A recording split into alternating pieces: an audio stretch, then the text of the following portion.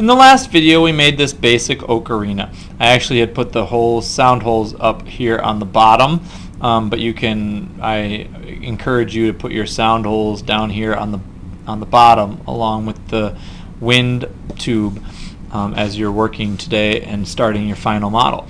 Okay, so here we go. This is it, and if I take it and play it, those 4 holes work. Alright, and you don't want to be blowing it too much, because if you blow on it too much it'll get too wet and it'll start to get soft and mushy there on the inside, and you don't want that to happen. But anyways, here are some other designs that a different teacher made a long time ago. Here's the little horse, and you can see the sound hole is here on the leg, and this one has no little holes in it, but if I blow it, it works not too well, but the designs are cool, and you can see the texture and the patterns that that the teacher put on that one.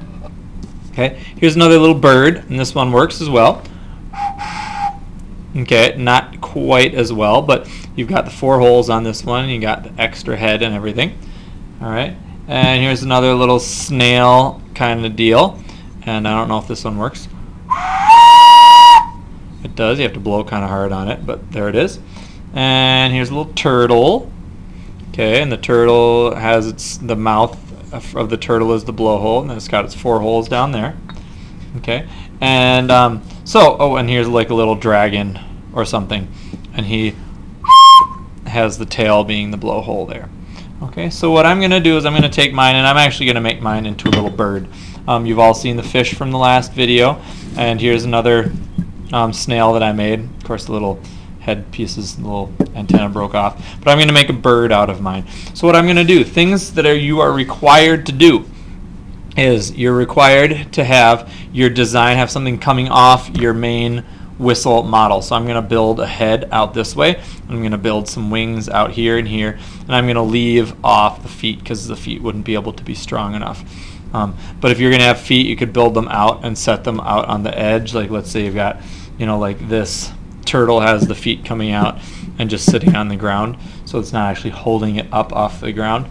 But here we go. Scoring and slipping. To attach 2 pieces of clay, you need to do what's called scoring, and I'm just going to take my popsicle stick and score some lines right here, and they should be crisscross scored like this. Okay, and then you're going to take some slip. I usually just use my finger, but if there's some old junky paint brushes inside of your artwork or your toolbox, you could use those to kind of get them, get it wet. And then you're just going to take your next chunk of clay that you're going to put on, and you're going to flatten out the edge that you're going to attach. You're going to make your score marks on that as well, just like we did here. Put a little slip on that, and then you're going to have to gently squish the 2 together. What I find works best is if you kind of rotate them and rock them back and forth like this, and then you have to take the edges and squish them and work them back and forth until there's no seam. If you can still see a seam there, they're not squished together well enough. You really want to work it back and forth with your finger so that you're getting that seam completely sealed up. And once you've got that seam sealed up, then your clay is nicely attached. Okay, so most of this kind of sculpture-y stuff you can just do with your fingers, but if you want to, you can use tools. The best ones are popsicle sticks. By far, kids are always like, I don't like this, Mr. Lundgren, what's a better tool? And I say, use the popsicle stick, it's the best tool in there.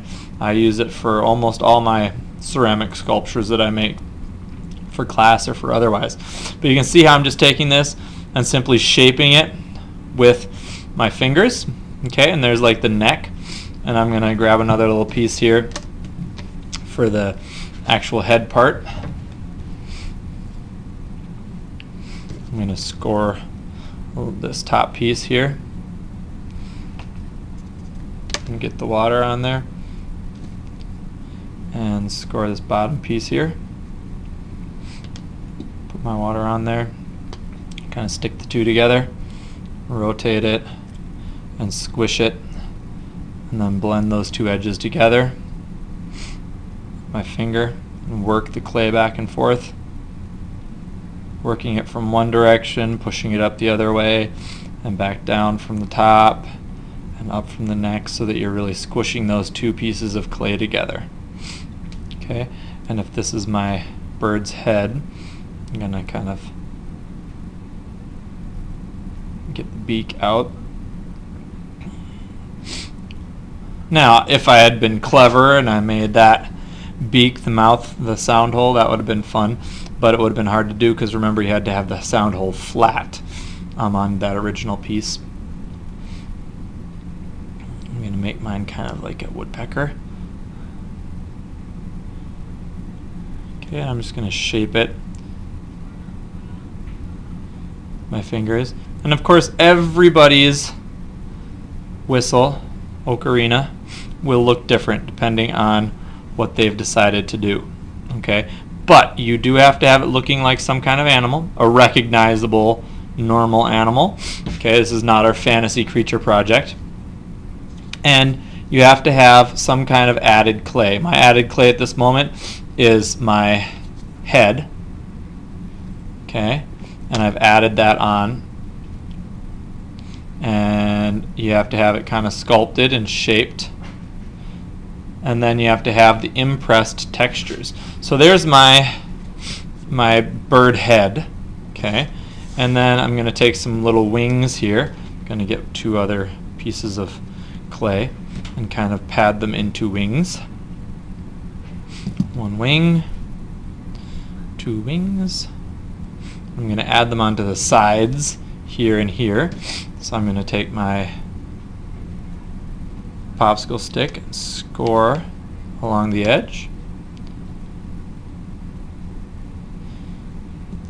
Okay, and score the back of this piece and get it wet and stick this one on here. Okay. Now, this is the trick of clay, is trying to weld those seams together well enough that it won't come apart. Okay, but at the same time leaving a seam enough that it shows your design and what you want it to look like, right? So there's some play that you've got to do between having your design work out and having your clay stick together. So here's my bird wing.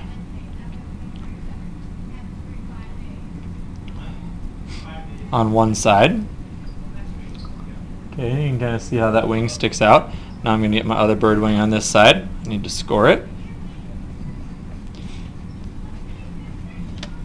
Put the clay on there, or the water on there. And I'm going to score this edge here. Okay, and get this wing on this side. Now all this time as you're working, you have to be very careful not to ruin the holes of your ocarina, because you don't want to spend all that time making a nice ocarina and then ruin the holes of it so that it doesn't sound anymore, right? So you got to take your ocarina and as you're working with it, be very conscious and very careful of your holes and the sound making part of it. Okay, so here we go. I'm just going to flatten these wings out a bit.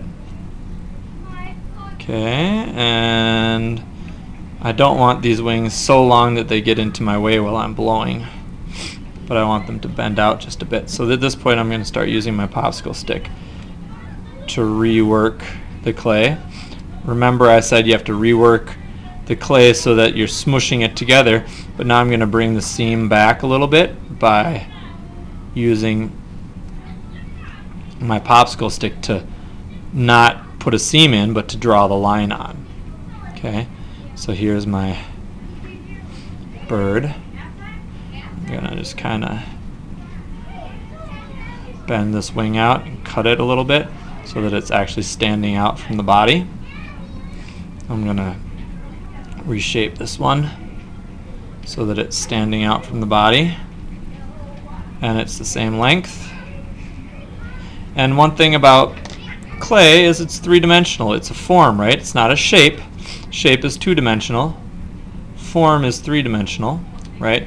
So you're going to have to think of what kind of shape do you have, but at the same time, how is it a three-dimensional form?